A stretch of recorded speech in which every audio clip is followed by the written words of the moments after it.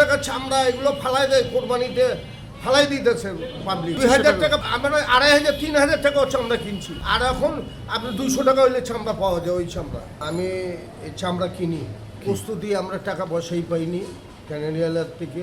আমরা এখন মাল কি করে কিনবো আমাদের এই সিদ্ধান্তই আমরা করতে পারতেছি না। এই যে দেখেন এখনও চেক আমি নিয়েছি, ডিজাইনার চেক, দেখেন 6,11,000 টাকার চেক, দেখেন ডিজাইনার পয়সা পাওয়া গেছে না। ব্যাংক লোন আমাদেরকে দিবে, আমরা বাইরে থেকে কিনা, আমরা লবণ লাগায় আমরা ট্রেনের হেলারদেরকে দিই, যাবে না, রেজাল্ট ভালো হবে না। টাকার সংকট একদিক দিয়ে, ব্যাংক টাকা দিয়ে পারতেছে না, সব দিক দিয়ে সংকট, সব দিক দিয়ে। আমরা যা পারবো কিনবো, আর না পারলে আমরা দিতে পারবো না। আগে 20-25 লাখ টাকা ছিল, এখন তো আমি 5 লাখও করতে পারতেছি ঈদের সময়। আর এমনি তো 1-1.5 লাখ টাকা পুঁজি হলে তো অনেক খায়ালিয়া ঠিক বাইচা থাকা অনেক মুশকিল এখনকার সময়।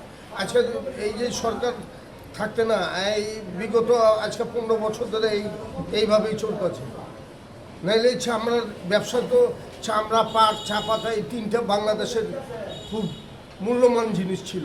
এখন এই পর্যায়ে, এরকম পর্যায়ে চলে গেছে, চামড়ার কোনো দামই নেই, চামড়ার কোনো দামই নেই। 15 টাকা চামড়া এগুলো ফালাই দেয় কোরবানিতে, ফালাই দিতেছে পাবলিক। 2000 টাকা, আমরা 2500 3000 টাকাও চামড়া কিনছি, আর এখন আপনি 200 টাকা হইলে চামড়া পাওয়া যায়। ওই চামড়া ভাইয়ার তো মনে করেন চায়নার ভাইয়াররা, ওরা আগে দিত $1 35 সেন্ট, $1 40 সেন্ট, এখন দেয় ওইটা 35 সেন্ট।